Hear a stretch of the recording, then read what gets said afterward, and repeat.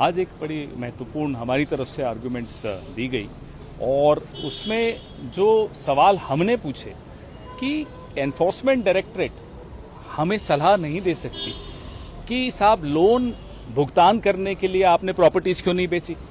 हम कोई महाजनी का धंधा तो नहीं कर रहे हैं। हमने लोन इंटरेस्ट फ्री दिया ताकि जो ऑब्जेक्टिव्स हैं अखबार निकालने के, अखबार में विचारधारा को प्रचारित करने के, वो ऑब्जेक्टिव्स फुलफिल हों। और अगर वो लोन चुकता नहीं कर पाए तो ईडी कौन है जो हमें सलाह देंगी कि साहब आप प्रॉपर्टी बेच के लोन चुकवा देते।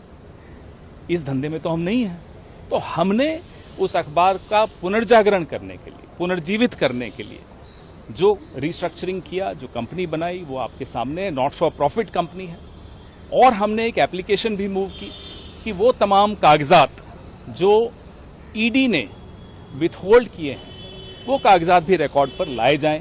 उसमें जो ओरिजिनल कंप्लेंट है वो भी, मेमोरेंडम ऑफ एसोसिएशन जो एजेएल की वो भी जनवरी 2016 की, वो तमाम कागजात रिकॉर्ड पर लाए जाएं। सर, जो सीनियर वकील थे आज पेश हुए कांग्रेस की राहुल गांधी जी की तरफ से, उन्होंने मोतीलाल वोरा जी का जिक्र किया कि उनसे पूछताछ हुई थी काफ़ी लंबे समय तक, लेकिन ईडी उनकी मृत्यु तक इंतजार करती रही पहले से आके, जबकि वो जानते थे कि किस तरीके से सारा कुछ हुआ, वो जानते थे, बता सकते, लेकिन उनको अब उनके जाने के बाद अब ईडी एक्टिव हुई है। जी, वकील साहब ने ये बात सामने रखी कि किस तरह से ईडी उस वक्त तक इंतजार करती रही कि जब तक वोरा जी का देहांत न हो जाए और उसके बाद अचानक सक्रिय हुई। बिल्कुल ये बात रखी गई।